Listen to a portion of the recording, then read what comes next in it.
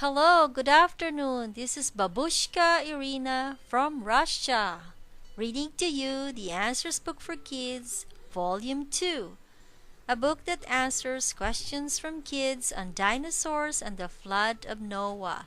This book was written by Ken Ham with Cindy Mallett, and welcome to the channel, Volume 2, Answers Book for Kids, Reading Channel. And this afternoon we're going to read the question, are dinosaurs related to birds? A question sent in by Kimberly W., age 7, Georgia, USA. And this is the answer. Then God said, "Let birds fly above the earth across the face of the firmament of the heavens." So the evening and the morning were the fifth day. Genesis chapter 1, verses 20 and 23.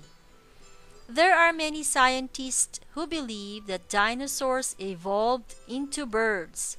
But if we look at God's Word to find the truth, we'll see that this could not be possible. Why?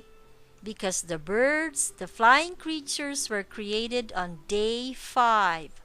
As we have learned, the dinosaurs were made on day 6. So actually, dinosaurs were created after birds and could never have turned into birds.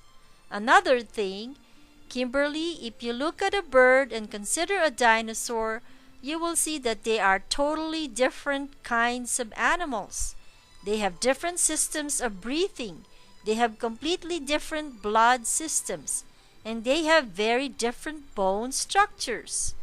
There are just too many differences between the two. They are unique, wonderful creatures created by God. Birds are birds and dinosaurs are dinosaurs, and that's it.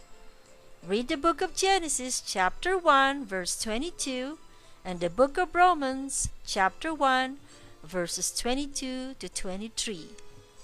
This is Babushka Irina, and I also invite you to visit the Creation Museum in Kentucky, USA, and check up on the life-size Noah's Ark that they are building.